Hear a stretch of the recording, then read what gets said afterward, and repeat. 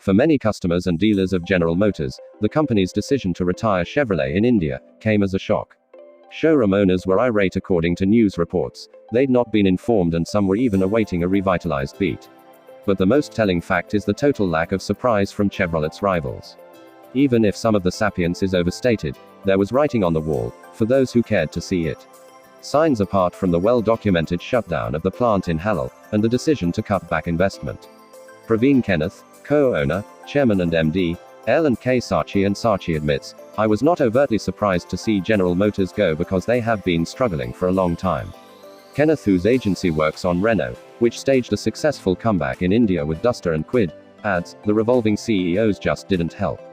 You need unchanged leadership of at least 5 to 6 years to ensure strategy and vision is executed."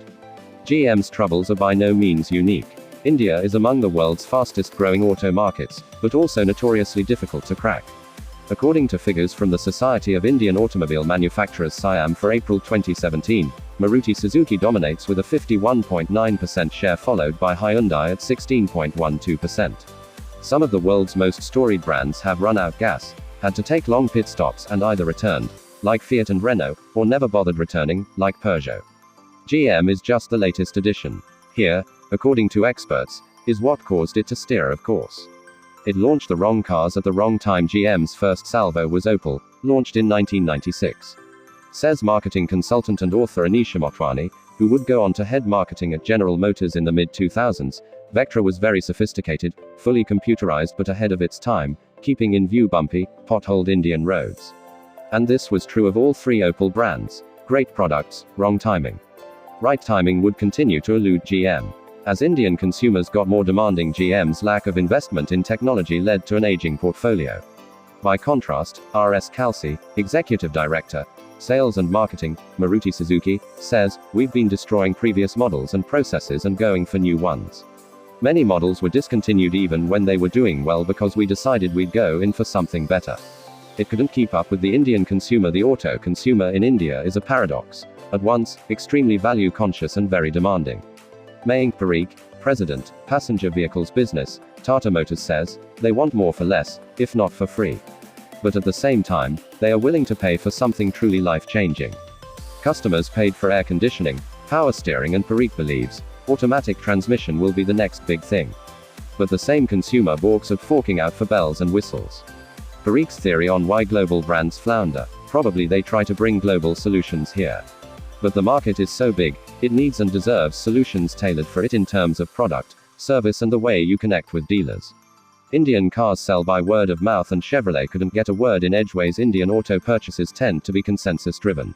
Even before a car has been bought, discussions abound over its potential resale value. Sajan Rajkurup, founder and creative chairman at Creativeland Asia, who currently handles Mercedes, observes, "The middle-class population is risk-averse. Much more than what an ad says, what your neighbor drives and your uncle recommends, has an impact." The cars were tough to maintain, or at least that's the impression customers were left with. A car purchase in India is fraught with anxieties about service. Logic dictates an already popular model equals buying into an inexpensive pipeline of after-sales service. Which explains why several car manufacturers from Skoda to Ford have made the low cost of maintenance and ownership a key communication peg, of late. GM took a bash at this too with the Chevy Promise campaign late last decade, fronted by its then MD Carl Slim.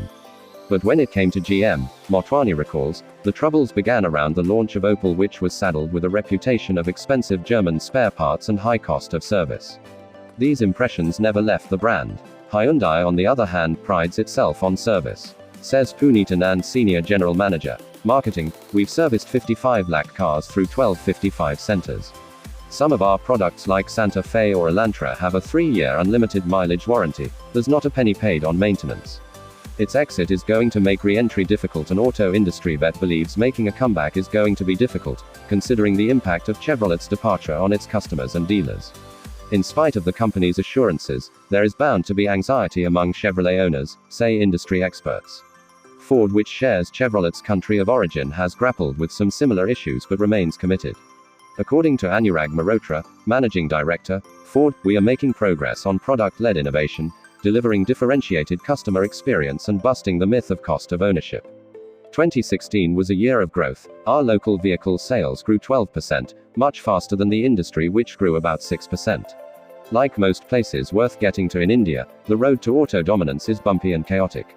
It's perhaps only fitting that a few choose a smoother, more predictable ride.